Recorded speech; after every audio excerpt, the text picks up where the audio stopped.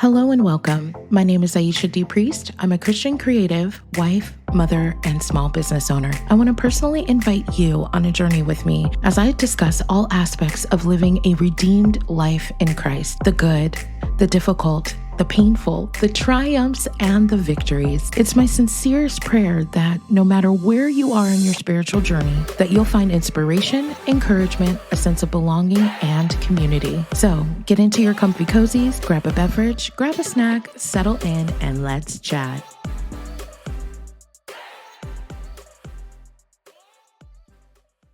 Hey, Redeemed Life fam, welcome back. As the intro says, I really hope that you're tucked in, you're settled in your comfy cozies, as I like to call them. You've got a beverage, you got a snack. This is a personal cup I'm working on for myself. I started rhinestoning, guys. Isn't it pretty?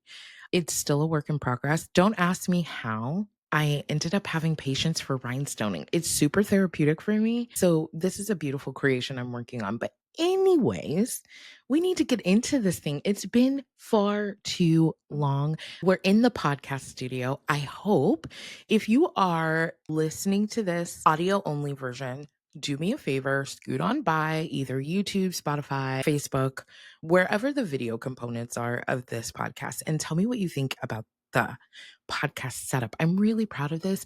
It's a work in progress, but I'm really glad to be back here with you this week. It has been such a journey. Such a journey to get back to this place. If you ever see me looking away from the camera, either above or below, my notes are there. I have to make notes, otherwise, I will get totally off track. But we are back. We are back. I'm so glad to be back. We are relaunching this podcast for what feels like a fourth time. But in order to come back, I don't feel great about coming back and not telling you where I've been. I think we're going to cut this in a unique way. So, when I decide on podcast topics for this show, I really do take from where I'm at in my own life, what I feel like God is speaking to me in this time or has spoken to me in a previous season of my life. And I want to start with a disclaimer because in no way am I trying to come off talking at you. I really want this podcast to feel like a conversation. Again, you're sitting in your comfy cozies and you're talking with your bestie Aisha. I am not an expert. I am not perfect. And the truth and the fact of the matter is that we all fall short of the glory of God. And if we were all perfect and we had it all figured out, there would not be a need for a perfect Savior, Jesus Christ. And when I started this podcast, truly my heart, wholehearted, God's honest truth, the whole reason why I started this podcast is because I wanted a place to authentically discuss Christ centered living, the goods of it, the bads of it, the triumphs, the victories, all of it. When I became a new believer, I was ferociously consuming, spending time in the Word and just wanting to understand this new way of living, how God spoke, how He moved, what did He have to say, what were the things that I should be focusing on in life. And one thing that I saw is a lot of times, and this is no shade to anybody, there is value for all of this. So I'm not, please hear my heart, I'm not talking mess or anything like that. But what I found was that they would take in a lot of sermons or other Christian speakers and things like that, or even other podcasts. And there would be these big topics, forgiveness or faith. And there were these big topics, right? And they would talk about it in an umbrella, what I call an umbrella approach, this overarching general sense. And there's value in that, there's purpose in that. But for me, I'm kind of a knucklehead and I need practicality. How do I take that and put it into everyday life? And I wanted a space to do that. I wanted a space to take it from just Sunday, but apply it Monday through Saturday, right? And so that was really my heart behind creating this podcast. So when I come up with topics, it's based on a lot of it is based on my own journey, maybe even topics I've discussed with friends recently. And so when deciding what topic we would come back on, I really just wanted to draw from where I am sitting right now in this moment. And when God speaks to me, I really feel like I know it's him because I will have different references from different aspects of my life, different people, different circumstances that are completely unrelated, but will make references back to the same thing. And for that, for me recently, was the story of Lot's wife. It kept coming up. I think the first reference I saw to this, which was like, I put a note in my head. Anybody else do that? Like you put, I need to go back and look at that. But I was scrolling on social media as one does, and I came across a short snippet of a Christine Kane sermon, and she was talking about Lot's wife. And I think in that particular clip, she also was referencing how rare it is. There are women in the Bible, don't get me twisted, but very rarely does Jesus himself make a reference to a specific woman and say, remember her, right? So I'm just like, that is a really great point. I need to look at that. But then it came up in my pastor made a reference to it in a sermon. It's come up in a few conversations with friends. And so finally I was like, all right, we need to get to this. We need to dig into it because it's coming up a little too much and clearly I'm not listening, so we need to sit down and we need to look at this. And when I sat down and read through this story, I was like, oh. And for me it's always exciting. It's not so much surprising anymore, but it is really exciting to me how the word of God still comes alive. They call it the living word because you could read it in this season of life, another season of life, and you can get two completely different things pertaining to where you're at in that time, in that moment. And so it's not surprising, but it's lovely when I feel him so tangibly speaking to me through his word and through his truth. So, in today's episode, what we're going to be going over is the story, including and surrounding Lot's wife. We're going to go through my takeaways in the story, what jumped out at me. I'm giving you insight into my brain as to how I process these things as I'm in the word and what I feel like God is saying to me through this story. And it's also going to creatively include my life update of where I've been, what's going on, where I'm seated right now.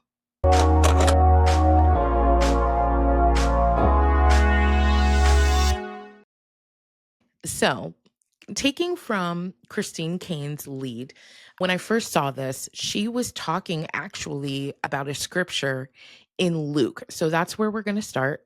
Hopefully, you don't mind. If you're watching this video podcast, my type A is about to show. I can't help it. So I'm going to put up the scriptures on the screen so you can read along with me. Or if you're audio only, you can just snuggle in and I'll read it to you. All right, let's get started. It was the same in the days of Lot. People were eating, drinking, buying and selling, planting and building. But the day Lot left Sodom, fire and sulfur rained down from heaven and destroyed them all. It will be just like this on the day the Son of Man is revealed. On that day, no one who is on the housetop with possessions inside should go in and get them. Likewise, no one in the field should go back for anything. Remember Lot's wife. There's a reference in verse 32. Remember Lot's wife. That's the whole verse of 32. Remember Lot's wife. Let's put a pin in that. We're going to come back to it. Whoever tries to keep their life will lose it, and whoever loses their life will preserve it. All right. I heard this and I'm like, remember Lot's wife. This is a cautionary tale. Me personally, if Jesus is telling me to remember something, I need to know more. So before we get into the story of Lot, which we have to go to the book of Genesis for, I want to give you some background story, some context, so you understand where we're at and who are some of the people that are surrounding this story. Just in case you are not somebody who's well versed in the Bible. If you are, great. And if you're not, that's okay too. We're going to give you all the information so you understand where we're at. So, first, in order to explain who Lot is, we need to talk about Abraham. So, Abraham is a central figure in the Bible. God communicated directly with Abraham. And in those days, that was a rare thing. God made a special covenant with Abraham to bless him and his descendants. He would make them a great nation. That is the briefest of briefs summary of who Abraham is. But that leads us to who is Lot. So Lot is the nephew of Abraham. Lot, to summarize very briefly, Lot's father dies, and Lot accompanies his uncle, and Abraham is married to a woman named Sarah. So his aunt and uncle, he accompanies them on their journey.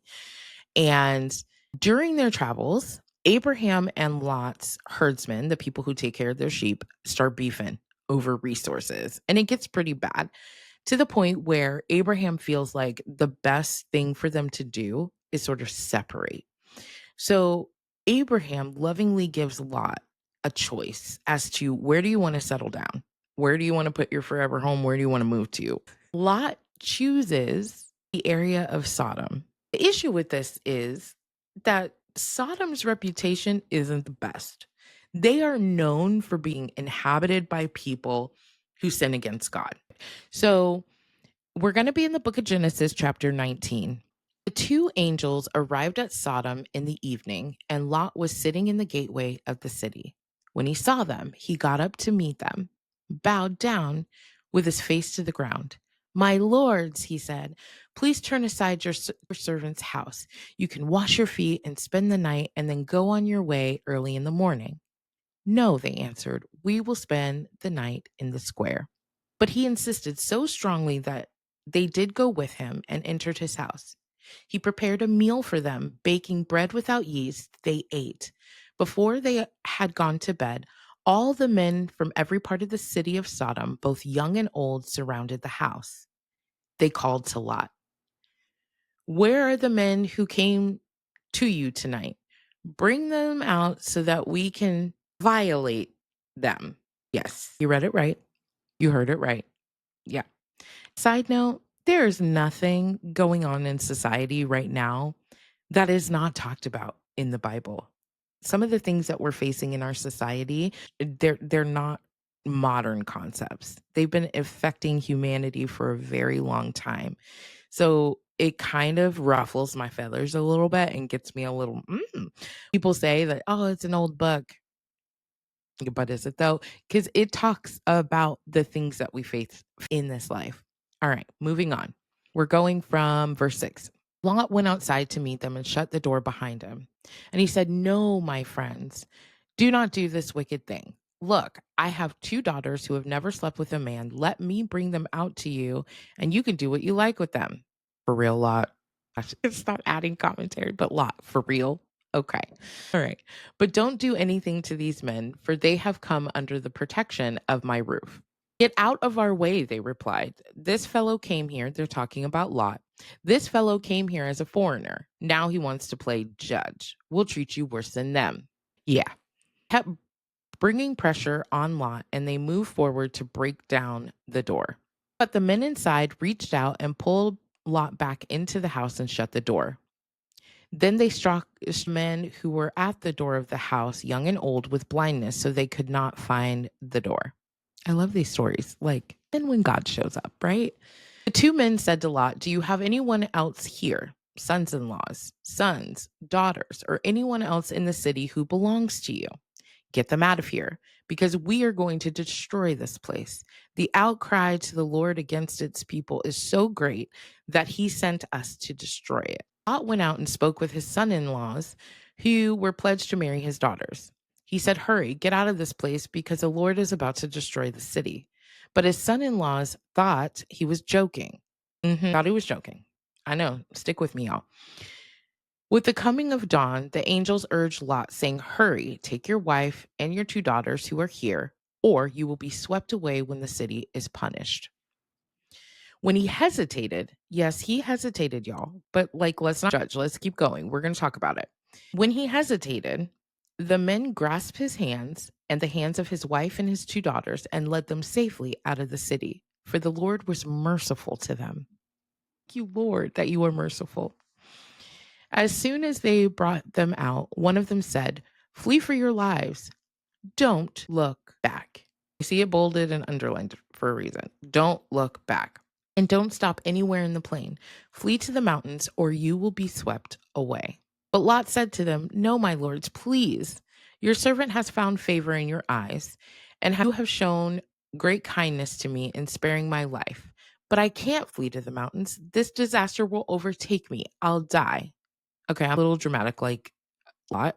I see myself right now, especially when I'm hungry and I'm like, no, I'm dying. I can't until I eat something. But anyway, we'll talk more about it. I'm sorry. I can keep going.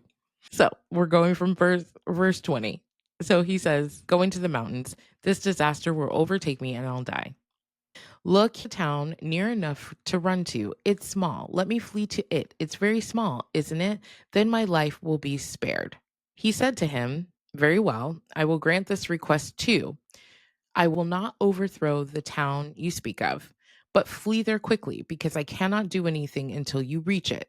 That is why the town was called Zor. By the time Lot reached Zor, the sun had risen over the land. Then the Lord rained down burning sulfur on Sodom and Gomorrah from the Lord out of the heavens. And he overthrew those cities and the entire plain, destroying all living in the cities and also the vegetation in the land. Here we go. But Lot's wife looked back, and she became a pillar of salt.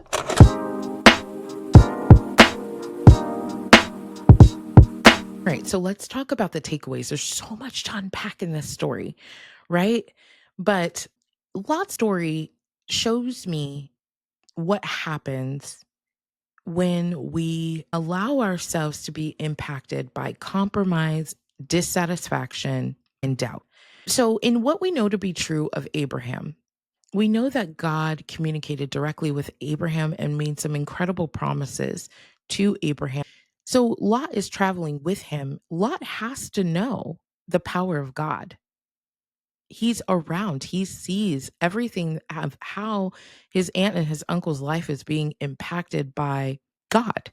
But somehow, I think in the fighting and the meddling of the herdsmen and Abraham having to make the decision that, like, maybe we need to separate, I feel like Lot maybe looked at that circumstance and somehow was dissatisfied with the choice that he had to separate from his uncle. When I know for me in my life, when I am dissatisfied, I can start to lean on the side of compromise of like, well, maybe I can turn this thing around, like in my own strength, in my own will, right? And so he gets a choice of land he wants to settle in, and he lands in Sodom, like known for sinning against God. And so you see a compromise on the values and the beliefs and the truth of who he already knows God to be, right? And again, I can recall seasons in my life where I look at the summary of my decisions and I'm like, how did I arrive here? This wasn't even a place that I intended to be. But when I trace it back, I look at the series of compromises that I made on values and on things that I knew weren't right in the moment if I really got real with myself. Again, because Lot had lived in such close proximity to his uncle, Abraham, I feel like he really knew God. So I think because of that time and his understanding of God's character, was he able to identify the two angels that come into the city? Now, a couple things to point out about this story. In Lot's culture, the people who were at the gate were more prominent figures in the culture, or businessmen, or you more astute people would be around sort of gateways of the city. The other thing that's important to note is that hospitality was incredibly important in this period of time and in Lot's culture. So for him to bow to these angels shows his respect and understanding that there's someone truly distinguished about them. And two, he offers them what he knows to be the most valuable thing that he has, and that's the protection or the hospitality that he has to offer them. So again, he insisted that you got to come with me. And he insisted so greatly that they came to his house. And so they ate, they drank, they washed, all of that good stuff. But he showed them the ultimate honor of hospitality. So before going to bed, the men, young and old, of the town come banging on Lot's door. Hey, bring your guests out so we can do vile things. And here's where I'm like, really, Lot? You can see the fruit of compromise of how far gone it is. He's so disenchanted. He identifies with these people and he says, "No, look, my friends." And in some translations, he says, "No, look, my brothers." I'm sorry, Lot, but if they're trying to violate people, they don't sit with us. They're not my friends.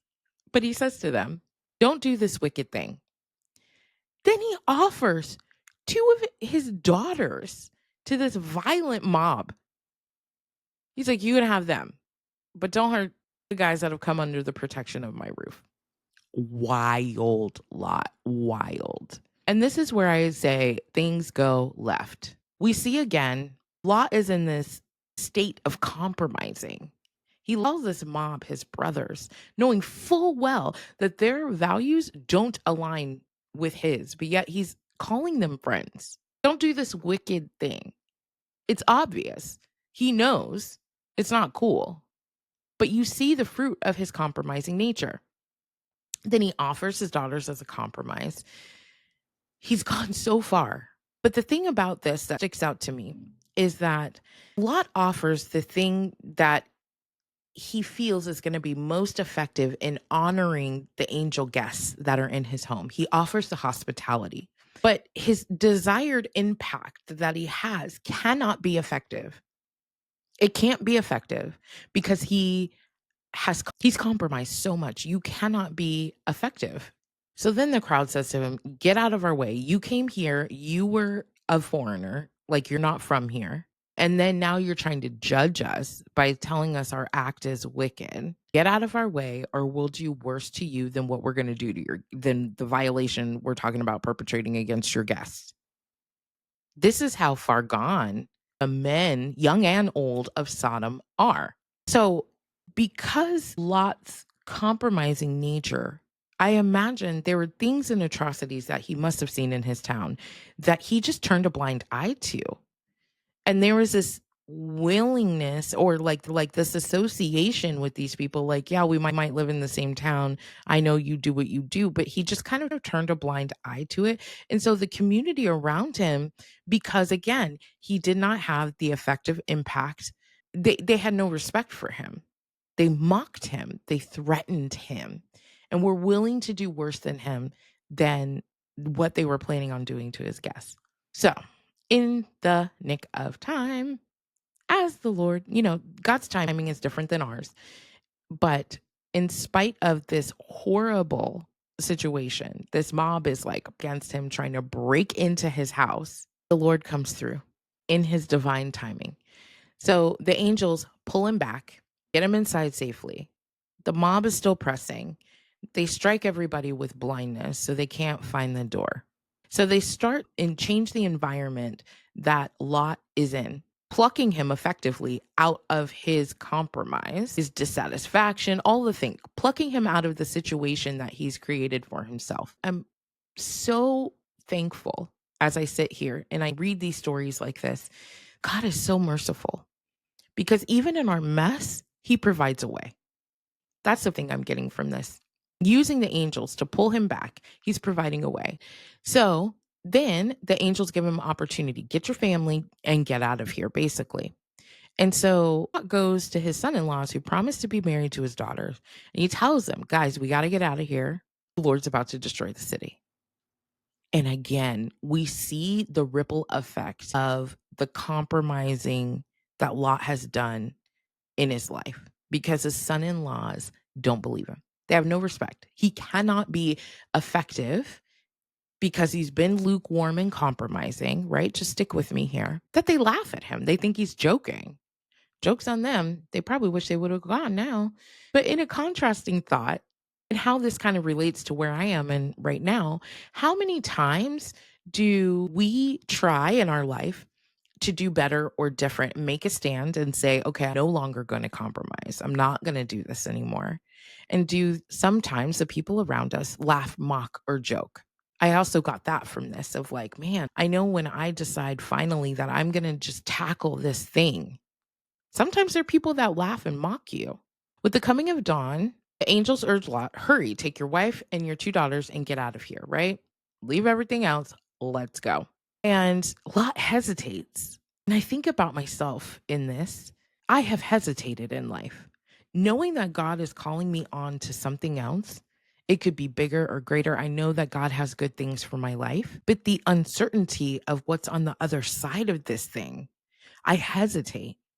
And again, the Lord is merciful.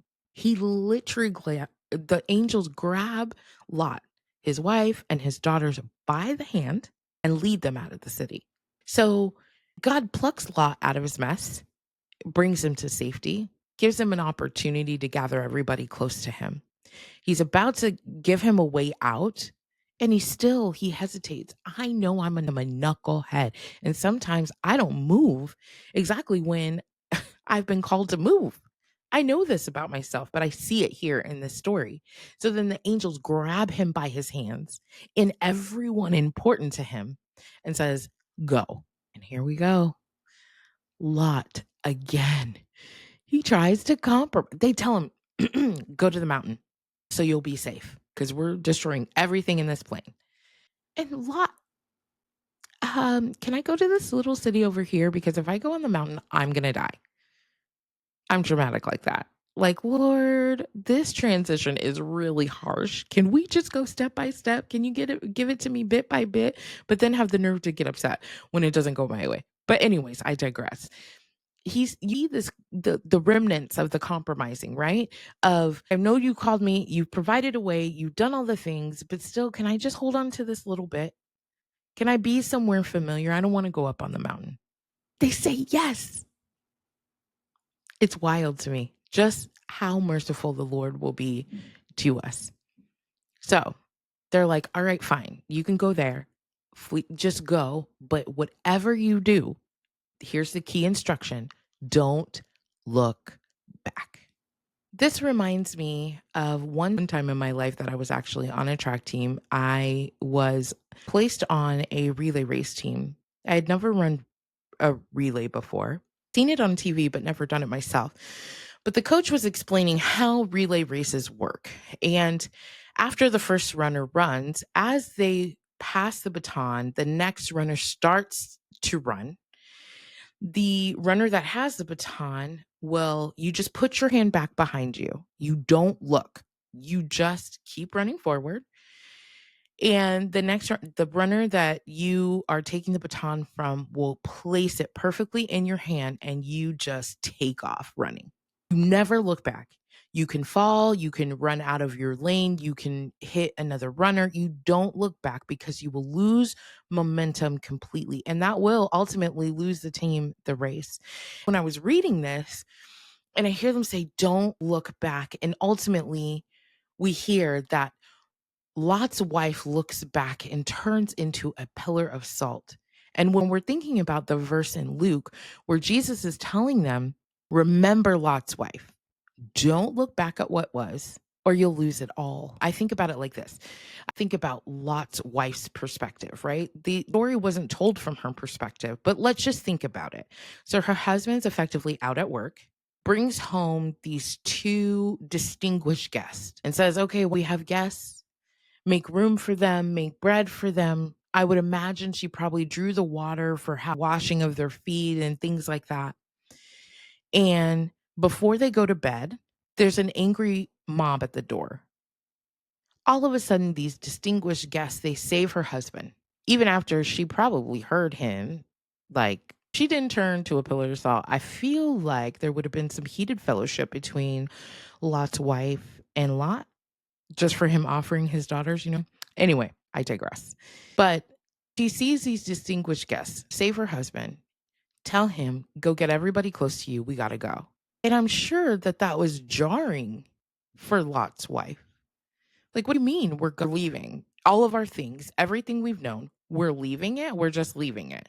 There wasn't much time for her to reconcile her thoughts, feelings, or what this actually meant. They're getting ready to destroy the entire city, everything that they had become familiar with, their homes, their possession in their homes. Like, that's a lot practically. So then these angels tell her, go run. First, go to the mountain. Her husband says no. They're going to go to this small village. They say yes, and they're like, don't look back. I know for me, when I'm posed with uncertainty, I am a person who likes certainty. Although in life there are no certainties, right? So it's kind of interesting, but that's just how I'm wired. I like certainty. I like to know. I like to understand. You'll hear me. If you're in my personal life, you know, I'm just trying to understand. Is it something that I really struggle with? Is not having a clear understanding of what's going on. When I feel like I don't understand, I'm like, what? But she looks back and it makes me think, how many times in my life have I lost so much? It makes me think that Lot's wife looked back, like maybe just wanted a glimpse of what was, a memory to keep, or she didn't want to leave and she looked back. Either way, her looking back robbed her of everything. And I think about the times in my life where I've effectively lost peace, lost finances, lost joy, lost momentum completely because was so stuck on maybe a thought pattern. Maybe I was like Lot too, of just I had gotten myself to a place where I made a series of compromises because I was uncomfortable with the uncertainty. So I had created this environment of compromise, and I was surrounded by the fruit of that compromising life, desperately wanting a way out, but still looking back at what was. What's that saying? Like, at least I know the enemy in front of me or the devil in front of me or like whatever, when it talks about not knowing about, yeah, you take a risk, you could take a chance, but at least you know what was. How much time does that type of thinking cost?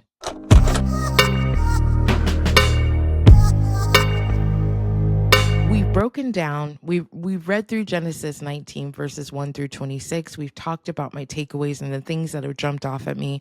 So that leads me to how I feel like this applies to my life right now.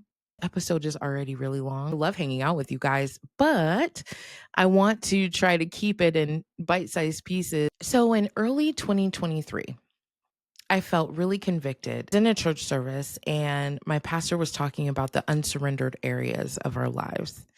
And it was kind of a flood moment for me. I knew in that moment there was one area of my life that I had not fully surrendered yet. And that was everything surrounding my career, my job. I really kind of operating for a long time out of my own strength where my career was concerned. I felt like that was the evidence of my work ethic, my will operating in my own strength. Like I know that God gave me opportunities, be promoted and things like that, but I really felt like because I was the one walking it out and putting my hands to the ground, like that was the only way that I could control, having health insurance and steady salary and income to rely on. And when God was talking about me surrendering that to him, I was terrified because it triggered again ever all that sense of protection and security, and I was putting it in the wrong things. And I think that that was the whole point, was that I was not allowing him to be my true provider, to surrender it. And I was terrified of what that meant because I was almost positive there was going to be a change, because there were other promptings that I knew that I should be acting on that I wasn't, because I was comfortable. I compromised on some of the areas that I had been called to step out to, and I didn't know what that was going to look like. And the idea of going all in on all of those things was terrifying. Early October 2023, I was laid off from my corporate job. And I was devastated because I didn't know what the next steps were going to be. My husband and I, we were not prepared for me to get laid off. Thankfully, I did get some severance. We just overall weren't prepared. I don't know if any of you out there are looking for jobs right now, but the job market is different than it's ever been. But I also all of a sudden got really calm for a bit. And I thought about it and I was like, oh, Lord, like, you know me so well. This isn't an area that I would have willingly given you. Like, I'm not I'll be honest and transparent, I was not in that place where I could surrender that yet. God knew I wouldn't give it over, so he took it from me. And at first, I thought I was devastated. And then I sat down and I was like, I have time to do something that I've always been terrified to do. And that's to really go all in on this beautifully creative life. That's all I want. I want to create beautiful things for the Lord, draw people closer. I want everyone to experience what I have been able to experience living in relationship with Christ. That is true. That is my heart's desire. And so I realized that all of a sudden I have time to do that and to pursue my entrepreneurial dreams as well. And so I didn't want to waste any time. And that's how on October 30th, literally like less days after, I launched my first published journal. This is a sermon notes journal. Again, you can buy it on Amazon or my website directly. And I created this, and it was birthed out of all my years of being in church and needing a place to take notes. I launched that. And then life got lifey. Once we get December of 2023, things get real. And I'm coming to an end of the severance. Things take time to build, and I just didn't know what things were going to look like.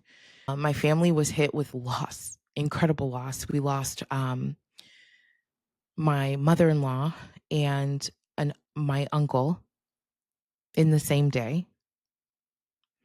And I was filled with fear and grief, and the uncertainty was making things even more uncomfortable. And I started to look back. I started compromising and thinking, well, maybe I do need to go back to what industry that my career was in. Maybe I need to go back to that. And I looked so far back that I started a consulting business in the midst of all of that. I was experiencing burnout in my corporate career. I was not happy. The impact that I desired to make, I could not make in the industry that I was working in. I couldn't make it. Subtle impact, but not a big impact like I wanted to. And I was burning out, and I felt the weight of compromises and not listening to the areas that I had been prompted to. And then I felt like everything was pressing down on me, grief, fear of uncertainty, and all of those things. And I made compromises and going back to what I knew, right? And even then, God was still merciful and provided me a way.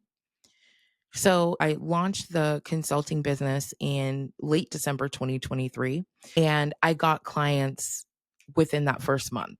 And then in March 2024, I landed not probably, was my largest client to date in terms of the amount of work and things that I had to do for this particular client. And I had completely abandoned the idea of this podcast creating. I have a ton of journals that I'm ready to release. I was working on my poetry book. All of those things got set to the side, and I was focusing 100% on consulting only, none of the creative things that were in my heart or the things that I know that I've been called to. And I was like, wait, I'm doing this myself. Like, it was a dream come to launch a successful business. But just like in October of 2023, in June of 2024, the partnership with the client I had dissolved unexpectedly, just dissolved. And I was sitting here like, I felt like it went poof, like a pillar of salt, really. And I was sitting here and I was like, man, how much time did I lose? And I'm not saying that my future doesn't have a balance between these two businesses. What I am saying is that I lost complete sight that I know that God has called me to, not just the thing I happen to be good at. And so He has me now, and I see Lot's wife's story, her decision, as a cautionary tale. I see so much my life and my reactions to things played out in the story of Lot.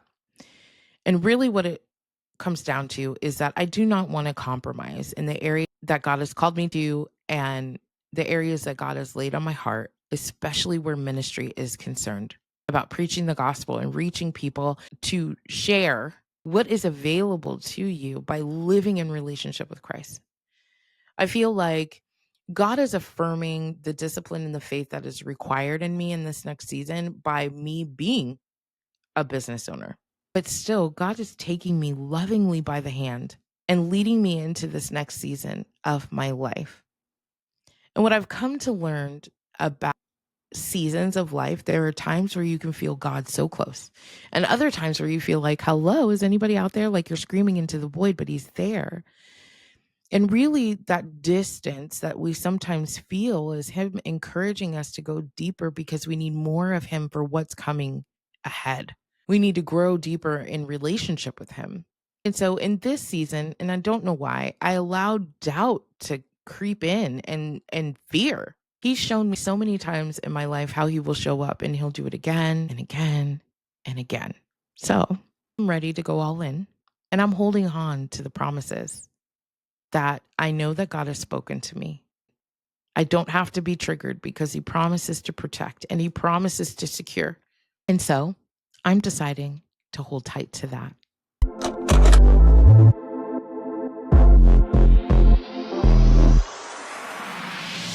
All right, guys, I'm so excited.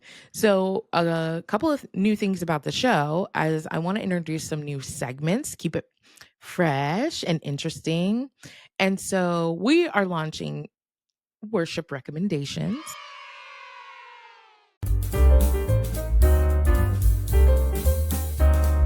Worship recommendation. Hopefully you like the bumper that I made because, labor of love. So worship recommendation is literally me recommending a worship song that I feel like goes with the topic, or one that is really encouraging my heart right now.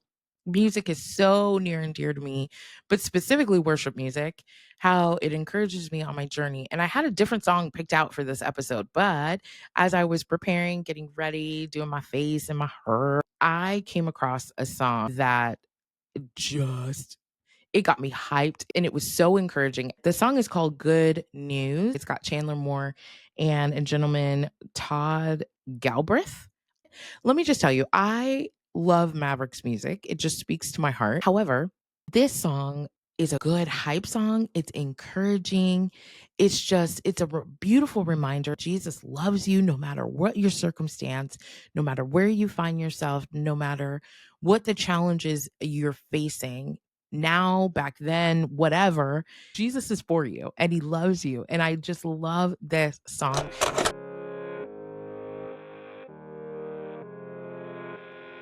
It is my sincerest hope that this podcast encourages you to live your very best redeemed life. If you enjoyed today's episode, either rate, comment, like, or subscribe. If you're interested in Christian apparel, accessories, stationery items like my sermon notes journal, visit my online atelier at www.livingredeemed.net. To catch up with me between episodes, follow me on Instagram at livingredeemed416, or join our Facebook group, Living Redeemed, the community, and get access to the podcast episodes a full day in advance. Until next time, stay blessed. Bye.